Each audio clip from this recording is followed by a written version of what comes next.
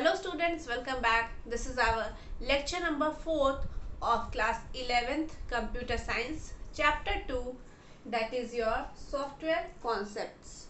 Last class के video में हम लोगों ने ऑपरेटिंग सिस्टम के टाइप्स को देखा था. आज जो हमारा टॉपिक है वो है लैंग्वेज प्रोसेसर.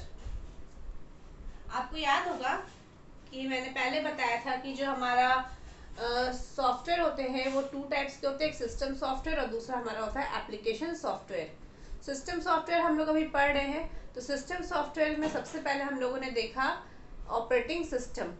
अब ऑपरेटिंग सिस्टम के बाद हमारा जो नेक्स्ट सिस्टम सॉफ्टवेयर है वो है हमारा लैंग्वेज प्रोसेसर. हमारा क्या है, सेकेंड जो था वो आपका लैंग्वेज प्रोसेसर.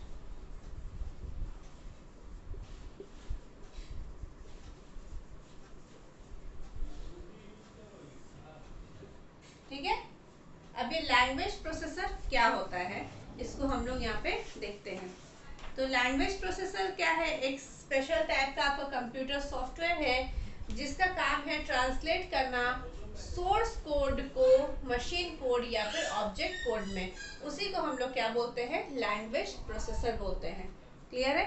तो लैंग्वेज प्रोसेसर का काम क्या है, it is a computer software that translate source code into machine code or object code is known as language processor. So how we'll define it? So language processor is a special type of language processor is a special type of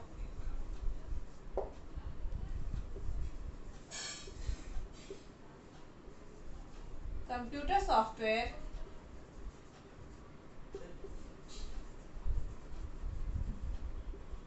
is a special type of computer software that can translate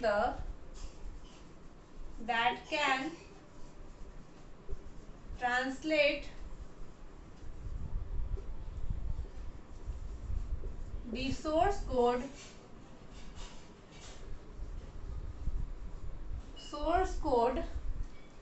into an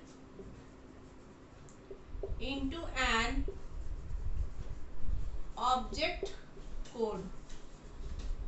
ठीक है. तो what is language processor?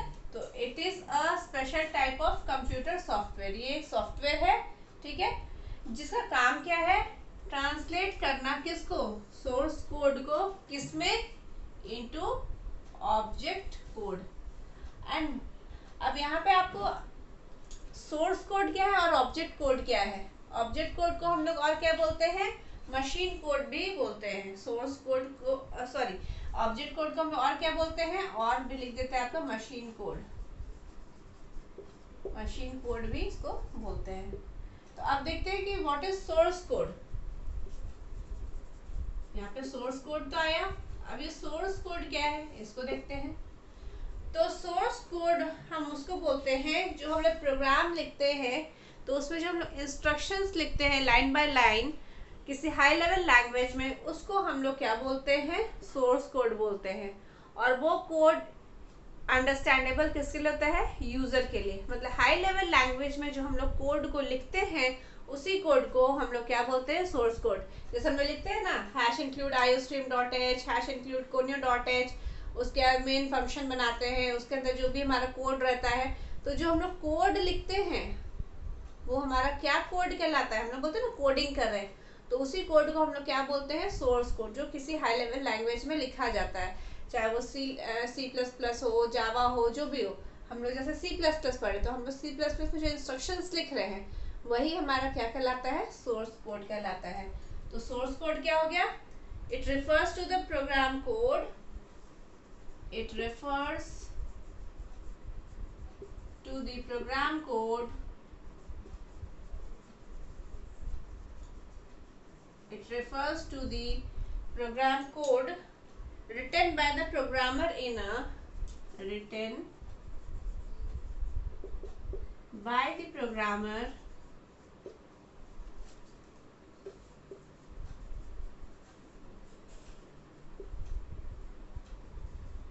in a किस में बोले, high level language में। तो programmer इन ए high level programming language, इन ए high level programming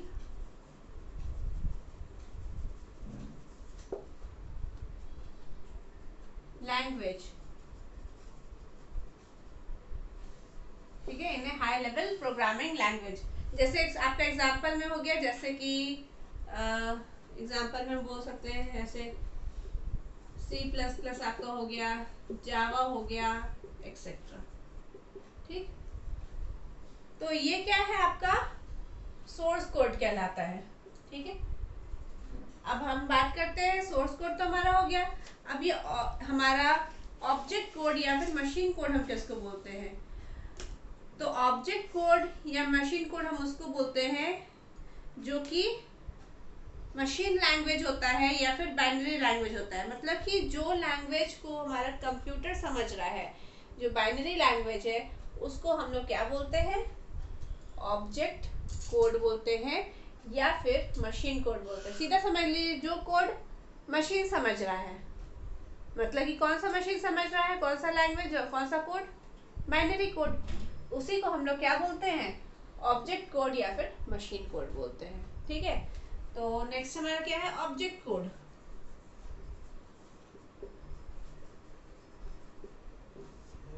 तो object code आपका क्या हो गया? It refers to the code usually in machine language. It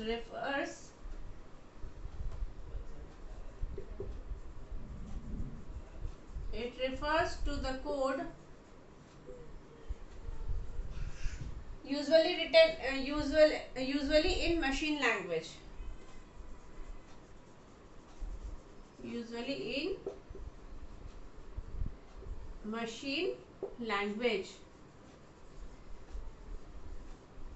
It refers to the code usually in machine language or binary code, or binary code, a language that computer can understand, a language that computer can understand,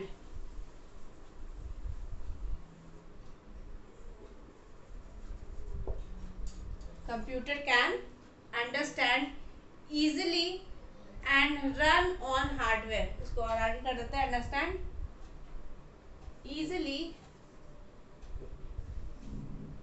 and run on hardware.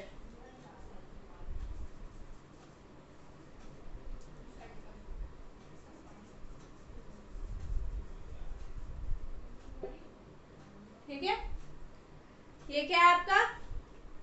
तो देखिए, ये दोनों जानना बहुत जरूरी था, क्योंकि अभी लैंग्वेज प्रोसेसर जो हम लोग देख रहे हैं, तो लैंग्वेज प्रोसेसर कितने टाइप्स के, तो उसको हम लोग देखेंगे। तो उसमें इस दोनों का ही यूज है, ऑब्जेक्ट कोड एंड आपका जो सोर्स कोड है। ठीक है, तो लैंग्वेज प्रोसेसर का मेन काम क्या है? ट्रांसलेट करना सोर्स कोड को किसमें? ऑब्जेक्ट कोड या मशीन कोड में। ऑब्जेक्ट कोड किसको बोलते हैं? जो प्रोग्रामर लिखता है किसी हाई लेवल प्रोग्रामिंग लैंग्वेज में, उसको हम लोग क्या बोलते हैं? सोर्स कोड बोलते हैं। जैसे हमारा C++ हो गया, जावा हो गया, एक्सेट्रा, जो भी आपके हाई लेवल प्रोग्रामिंग लैंग्वेज है, उसमें हम लोग जो इंस्ट्रक्शंस लिख रहे हैं अपने लैंग्वेज में, उसको हम लोग क्या बोल रहे हैं? सोर्स कोड बोलते हैं। और ऑब्जेक्ट कोड किसको बोलते हैं? जो कि आपका मशीन लैंग्वेज या फिर बाइनरी कोड में होता है, उसको हम लोग क्या बोलते हैं? ऑब्जेक्ट कोड बोलते हैं। Language that computer can understand, ये लैंग्वेज सिर्फ कंप्यूटर समझता है, ह्यूमन बींग्स को इसको लिखना बहुत ज़्यादा डिफिकल्ट है, क्योंकि ये बाइनरी लैंग्वेज में होता है। मतलब कि बाइनरी 0 and 1, मतलब 0 1 0 1 के फॉर्म में आपका इस तरीका से जो आप लिखते हैं, ये आपका बाइनरी कोड है ना। तो इस फॉर्म में कौन समझता है? कंप्यूटर समझता है। इसी वजह से लिखा हुआ है, computer can understand easily and run on hardware. Clear है? तो ये आपका हो गया सोर्स कोड और ऑब्जेक्ट कोड। अब यहाँ पे हम लोग देखेंगे टाइप्स ऑफ लैंग्वेज प्रोसेसर। तो टाइप्स ऑफ लैंग्वेज प्रोसेसर में कितने टाइप्स के होते हैं? 3 टाइप्स ऑफ लैंग्वेज प्रोसेसर हमारे होते हैं, that is assembler, compiler and interpreter. ठीक है, तो हम लोग टाइप्स देखते हैं।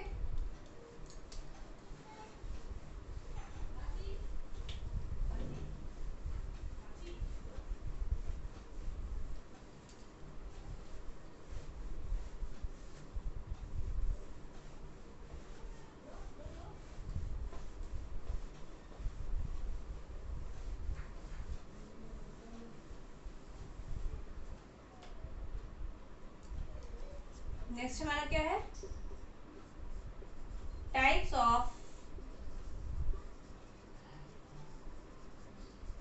Language processor.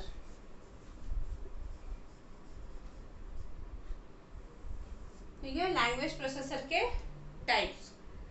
तो मैंने आपको बताया कि 3 टाइप्स के होते हैं। कौन कौन से आपके होते हैं? पहला आपका होता है असेंबलर,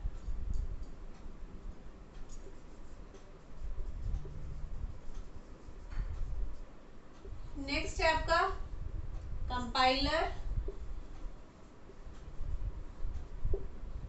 और फिर है इंटरप्रेटर।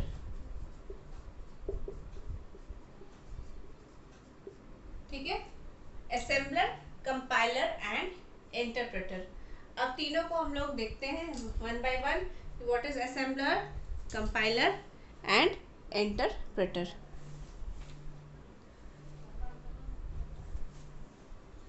सबसे पहले अब हम लोग देखते हैं असेंबलर। असेंबलर का काम होता है असेंबली लैंग्वेज को कन्वर्ट करना, असेंबली लैंग्वेज को कन्वर्ट करना इनटू मशीन लैंग्वेज। देखिए हम लोग क्यों यूज़ कर रहे हैं, बेसिकली अगर आप समझिए तो हम लोग किसी भी लैंग्वेज, अगर हम लैंग्वेज प्रोसेसर का यूज़ कर रहे हैं तो क्यों लैंग्वेज प्रोसेसर का यूज़ कर रहे हैं? क्योंकि हम लोग जो इंस्ट्रक्शंस देते हैं वो हम लोग किसी हाई लेवल लैंग्वेज में देते हैं, है ना। और हाई लेवल लैंग्वेज वो मशीन नहीं समझता है, वो ह्यूमन बीइंग के लिए आसान होता है हाई लेवल लैंग्वेज, इसीलिए हम लोग इंस्ट्रक्शन हाई लेवल लैंग्वेज में देते हैं। लेकिन क्या मशीन जब उसको समझेगा ही नहीं तो उसको एग्जीक्यूट कैसे करेगा? तो उसके लिए हम लोग लैंग्वेज प्रोसेसर का बेसिकली यूज़ कर रहे हैं। तो हम लोग को क्या करना पड़ता है, हम ऐसा हमारे पास मैकेनिज्म है, हमारे पास लैंग्वेज प्रोसेसर है, जिससे हम क्या करते हैं कि अपना हम लोग ट्रांसलेट कर देते हैं, कंप्यूटर जिस लैंग्वेज को समझ सकता है तो हम लोग लैंग्वेज प्रोसेसर का यूज़ करें। जैसे असेंबलर, हम प्रोग्राम लिखे असेंबली लैंग्वेज में, और असेंबलर का क्या काम हो गया, असेंबलर आपको क्या किया, कन्वर्ट कर दिया उसको मशीन लैंग्वेज में। हम मशीन लैंग्वेज या मशीन कोड में, या फिर हम जिसको ऑब्जेक्ट कोड बोल रहे हैं, क्यों कन्वर्ट कर रहे हैं? ताकि जो हमारा मशीन है वो उस लैंग्वेज को समझ सके। क्योंकि अगर हम असेंबली लैंग्वेज में कोड लिख रहे हैं तो क्या हमारा जो मशीन है, जो हमारा कंप्यूटर है, उसको समझ पाएगा क्या? नहीं। तो उसके लिए हमको एक ट्रांसलेटर की ज़रूरत पड़ती है। सेम जैसे कि अगर आपको कोई लैंग्वेज अगर नहीं आती है, मान लीजिए आपको सिर्फ हिंदी और इंग्लिश आता है, और आप अगर चले गए चाइना में, आपको चाइनीज़ नहीं आती है, तो आप कैसे उससे कम्युनिकेट करोगे? आप कम्युनिकेट नहीं कर सकते हो, क्योंकि उस आपको सिर्फ इंग्लिश हिंदी आता है और उसको सिर्फ चाइनीज़ आता है। वो आपसे जब भी बात करेगा तो चाइनीज़ में बात करेगा, तो आपको वो लैंग्वेज कैसे समझ में आएगा? तो अगर आपके पास एक ऐसा पर्सन होगा जो इंटरप्रेटर का काम करेगा या ट्रांसलेटर होगा, वो क्या काम करेगा, वो कन्वर्ट करेगा आपके लैंग्वेज को, आप जो लैंग्वेज बोल रहे हो उसको समझाने के लिए, और वो लैंग्वेज जो बोल रहा है आपको समझाने के लिए। ठीक है, तो यहाँ पे बीच में क्या हो गया कि हम एक ऐसा पर्सन को रखे जो कि क्या होता है, जो दोनों लैंग्वेज को जान रहा है। क्लियर है? तो इससे क्या होगा कि हम उन आपस में कम्युनिकेट कर सकेंगे। तो सेम मशीन के साथ कम्युनिकेशन करने के लिए हम लोग को लैंग्वेज प्रोसेसर की ज़रूरत पड़ती है। तो असेंबलर क्या हो गया, तो this language processor convert the program, ये क्या करता है, converts the program written in assembly language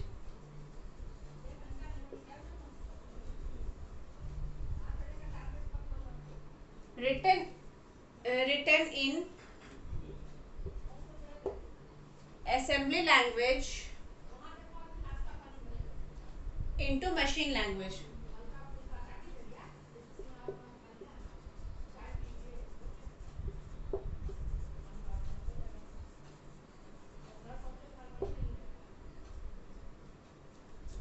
converts the program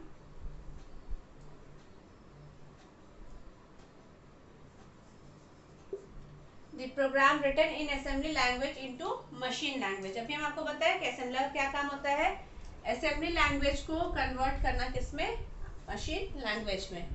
अब यहाँ पे एक असेंबली लैंग्वेज आ रहा है कि असेंबली लैंग्वेज क्या है।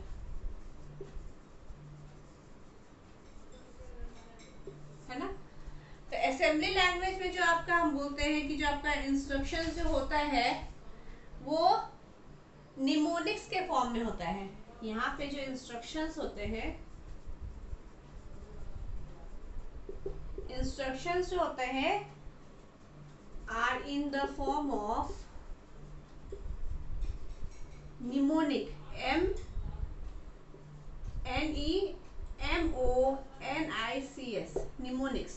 एम यहाँ पे साइलेंट है, ठीक है। तो निमोनिक्स के फॉर्म में या फिर निमोनिक कोड जिसको हम बोलते हैं उसके फॉर्म में होता है। निमोनिक कोड का मतलब क्या हो गया, मतलब जो हम इंस्ट्रक्शंस लिख रहे हैं तो यहाँ पे कुछ इस तरीके से लिख रहे हैं। जैसे हमको मूव करना है तो हम MOV लिख रहे हैं। अगर हमको मान लीजिए ऐड करना है तो हम उसके लिए ADD ऐड लिख रहे हैं।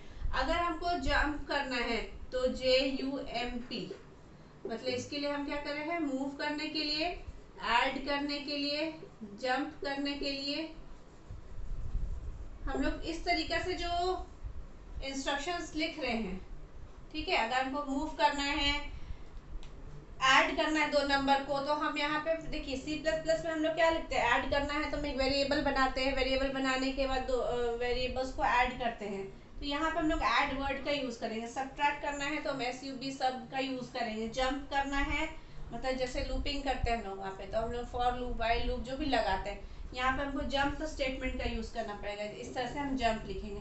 कहने का मतलब है क्या कि यहाँ पे ये जो हम लोग इस तरीके से जो कोड्स लिख रहे हैं वो हमारा क्या कहलाता है, निमोनिक्स।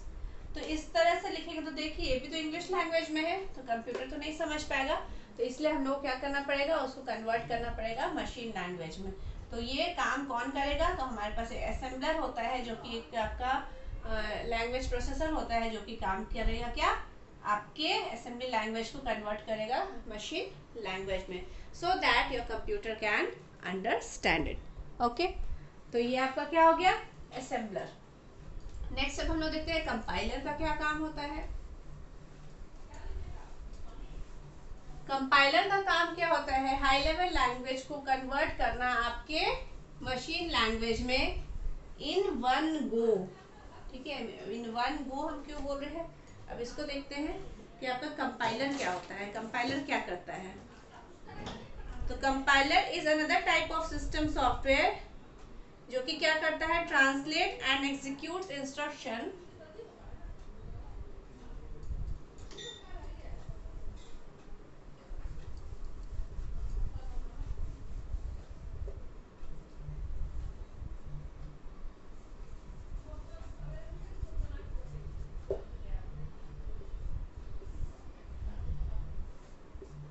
कंपाइलर का क्या काम होता है, तो कंपाइलर क्या होता है, ये भी एक टाइप का आपका क्या होता है, सिस्टम सॉफ्टवेयर होता है। ये क्या करता है, translate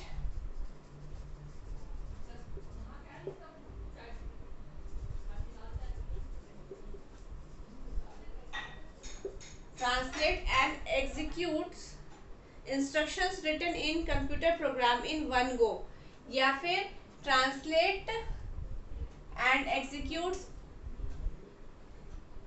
instructions written in computer program and executes instructions written in computer program, या फिर आप बोल सकते हैं high level language, high level language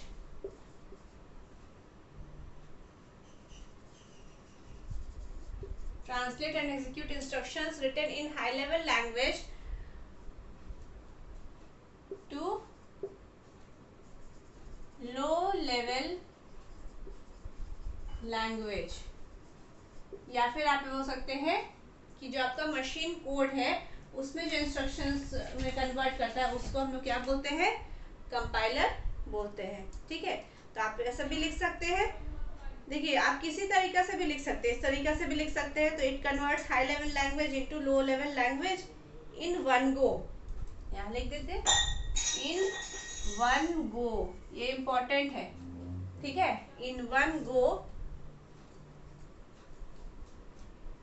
और आगे ये भी आप लिख दीजिए, इसमें लिख सकते हैं and reports all error of the program and reports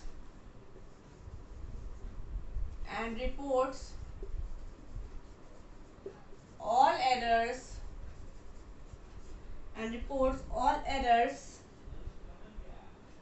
of the program along with the line number. All the errors of the program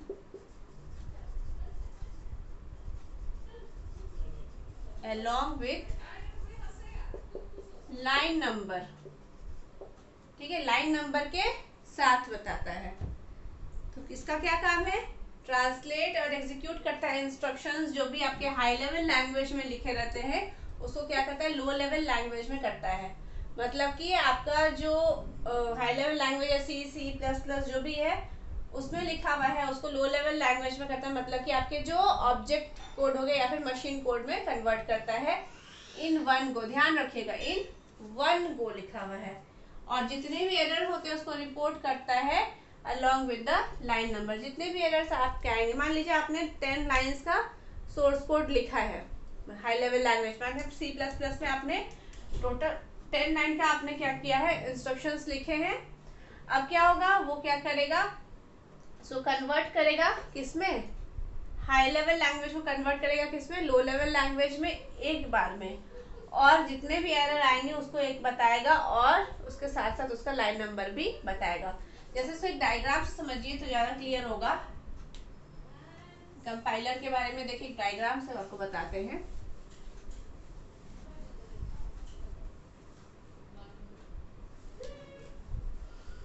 ये कैसे काम करता है कंपाइलर। मान लेते हैं कि हमारे पास यहाँ पे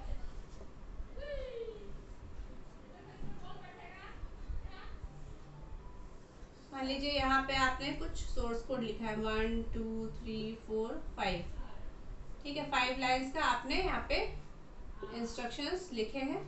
ठीक, अब सबसे पहले कंपाइलर क्या काम करता है? जितने भी जितना भी सोर्स कोड है उसको लेगा एक बार में, get the full source code, ठीक है, get the full source code, जितने भी पूरा कोड है उसको एक बार में लेता है। उसके बाद क्या करेगा? इसको चेक करेगा एरर के लिए। यहाँ पे नेक्स्ट क्या करेगा? Check for errors, check for errors, ठीक है। ये एरर्स के लिए आपका क्या करेगा? चेक करेगा।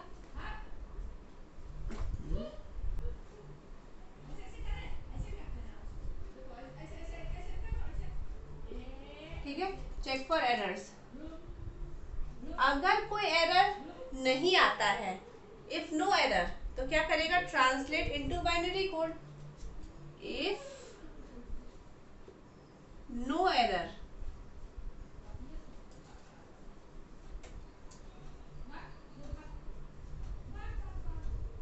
अगर कोई एरर नहीं आएगा तो ये क्या करेगा? इसको ट्रांसलेट करेगा बाइनरी कोड में। Translate it to binary code, ठीक है, translate it to binary code या फिर into, translate into, translate into binary code. और उसके बाद क्या करेगा? तो फिर हमको फाइनल ऑब्जेक्ट कोड मिलेगा, द फाइनल ऑब्जेक्ट कोड या फिर machine code. Final object code या फिर मशीन कोड आपको मिलेगा। ठीक है, देखिए यहाँ पे आपका क्या है? ये आपका सोर्स कोड है, ये सोर्स कोड है, ठीक है। आप किसी हाई लेवल लैंग्वेज में आप लिखे हो। सबसे पहले यार कंपाइलर क्या करेगा? जितने भी आपके पूरा सोर्स कोड को लेगा, एरर के लिए चेक करेगा। अगर कोई एरर नहीं आएगा तो उसको ट्रांसलेट कर देगा बाइनरी कोड में और आपको फाइनल ऑब्जेक्ट कोड या फिर मशीन कोड आपको मिल जाएगा, मतलब कन्वर्ट हो जाएगा। लेकिन अगर कोई एरर आता है, इफ एरर्स, अगर कोई आपको एरर आता है तो क्या होगा उस कंडीशन में, तो वहां पे क्या होगा, produce a list of errors with line number. यहाँ पे क्या होगा, produce the list of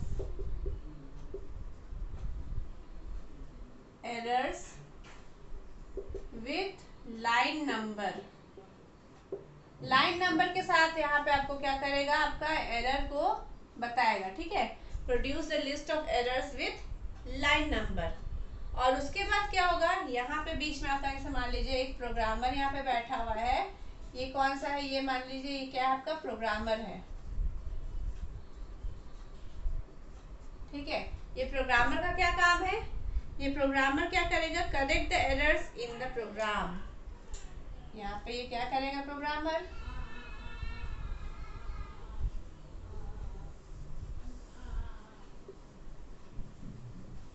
correct the errors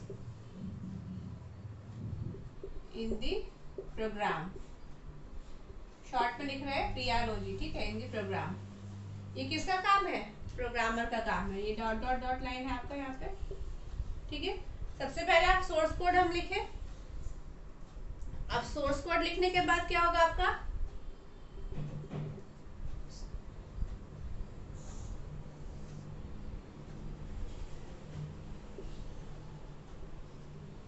compiler क्या किया, ये कंपाइलर है आपका।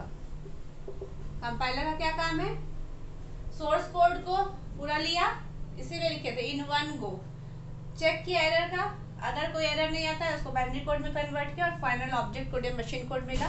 अगर एरर आता है तो जितने भी लिस्ट ऑफ एरर्स है उसको लाइन नंबर के साथ बताता है, प्रोग्रामर क्या करेगा, उस एरर को करेक्ट करेगा, ठीक है। ये प्रोग्रामर का काम है, उसको हर एक लाइन नंबर पता चलेगा कि किस लाइन नंबर पे गलती है, और फिर वो मान लीजिए लाइन 2 और 3 में मेरा एरर है, तो प्रोग्रामर क्या करेगा, उसको करेक्ट करेगा। फिर आपका जितना सोर्स कोड है आपका वो लेगा, उसके बाद फिर चेक करेगा एरर के लिए, और जब कोई एरर नहीं आएगा तो उसको ट्रांसलेट कर देगा बाइनरी कोड में, और आपको फाइनली आपको जो मशीन कोड है वो आपका वहां पे मिल जाएगा, ठीक है। ये तो आपका हो गया कंपाइलर का काम। अभी इंटरप्रेटर का क्या काम है, तो इंटरप्रेटर का काम भी सेम है, जो कंपाइलर का काम है वो इंटरप्रेटर का भी काम है, बस डिफरेंस दोनों में क्या है कि इंटरप्रेटर क्या करता है, वो लाइन बाय लाइन क्या करेगा, आपका क्या करेगा, इंस्ट्रक्शंस को लेगा एट अ टाइम, और उसके बाद फिर क्या करेगा, फिर एरर के लिए चेक करेगा, और अगर कोई एरर आता है तो उसको क्या करेगा, प्रोग्रामर को बताएगा, प्रोग्रामर उसको करेक्ट करेगा, और अगर कोई एरर नहीं आता है तो उसको ट्रांसलेट कर देगा बाइनरी कोड में, और फिर आपको फाइनल आपका जो ऑब्जेक्ट कोड है वो आपको मिलेगा। ये किसका काम है, इंटरप्रेटर का, ठीक है। अब नेक्स्ट हमारा क्या है, इंटरप्रेटर।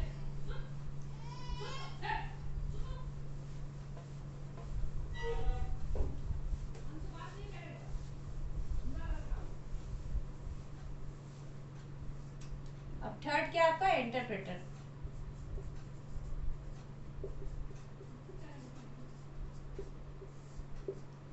इंटरप्रेटर का क्या काम है, ये आपका कन्वर्ट करेगा हाई लेवल लैंग्वेज को इनटू लो लेवल लैंग्वेज। ये क्या करता है, converts high level language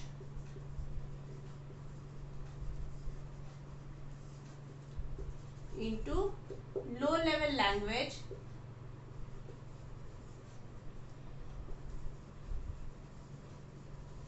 high level language मतलब जो सोर्स कोड हो गया, लो लेवल लैंग्वेज आपका जो मशीन कोड हो गया।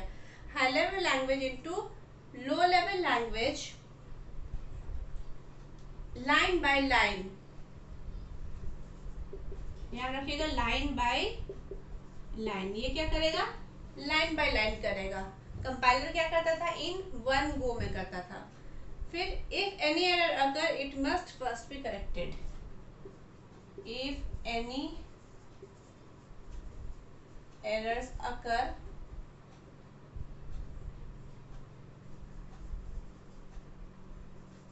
it must first be corrected।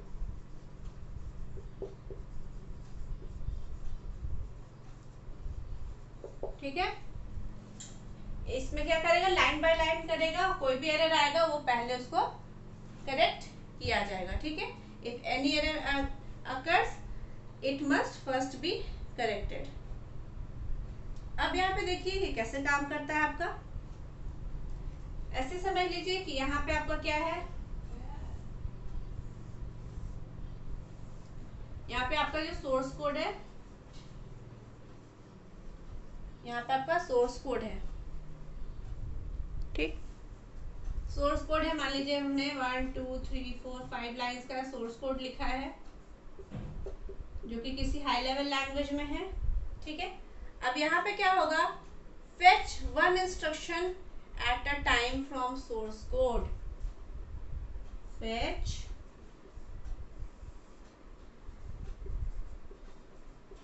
one instruction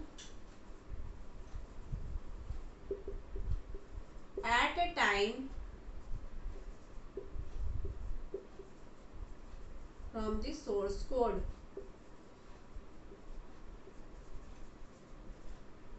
ठीक है, इंटरप्रेटर क्या करेगा अभी यहाँ पे, ये आपका क्या है, इंटरप्रेटर क्या करेगा, एक इंस्ट्रक्शन, वन इंस्ट्रक्शन यहाँ पे आपका फेच करेगा एक बार में।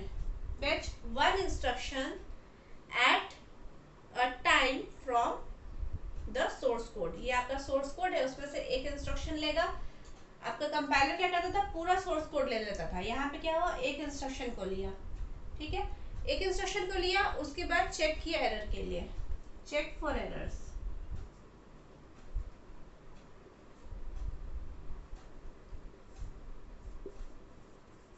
Check for errors. अगर कोई एरर नहीं आता है तो क्या होगा, ट्रांसलेट इनटू बाइनरी कोड।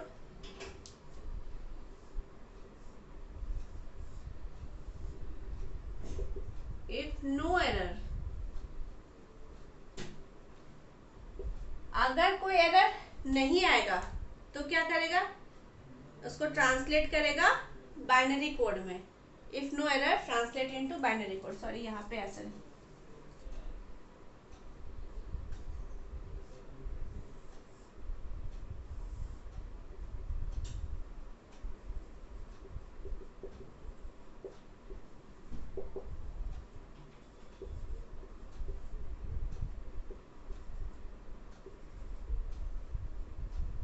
अगर कोई एरर नहीं आएगा तो क्या करेगा, ट्रांसलेट करेगा उसको बाइनरी कोड में, और उसके बाद क्या करेगा, execute the instruction in the form of binary code. Now यहाँ पे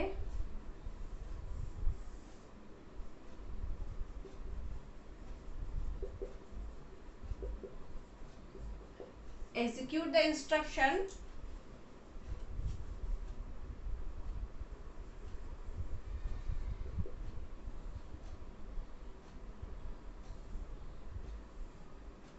execute the instruction in the form of binary code now।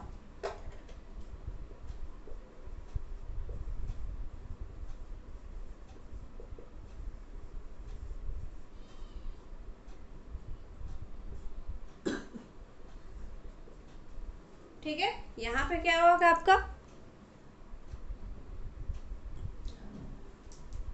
और उसके बाद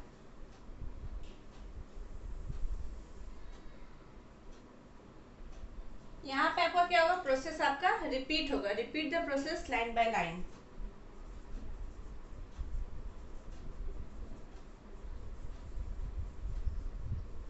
लाइन बाय लाइन। ठीक है, एरर के लिए चेक किया, अगर एरर नहीं आता है तो इंस्ट्रक्शन को एग्जीक्यूट करेगा और इस प्रोसेस को लाइन हर बार एग्जीक्यूट करते जाएगा। फिर नेक्स्ट इंस्ट्रक्शन लेगा, फिर उसके बाद चेक करेगा, फिर उसको बाइनरी कोड में चेक करेगा। तो हर एक इंस्ट्रक्शन, जितने भी इंस्ट्रक्शन रहेंगे वन बाय वन ये लेगा। ठीक है, अगर कोई एरर आता है, अगर कोई एरर आता है, यहाँ से चलिए यहाँ पे एक एरो देते हैं। अगर कोई एरर आता है,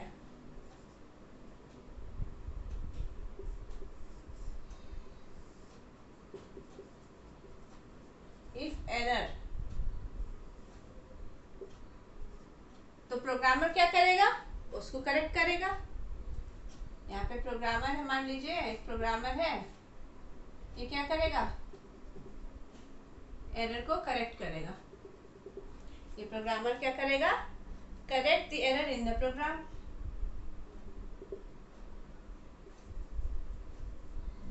करेक्ट द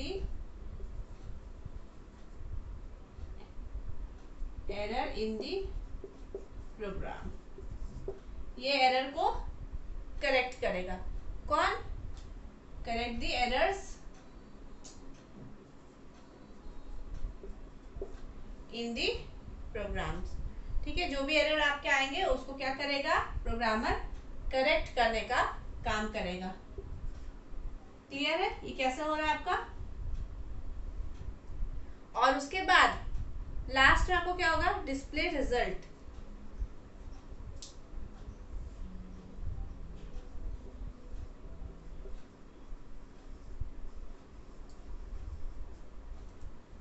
फिर आपको यहाँ पे डिस्प्ले रिजल्ट।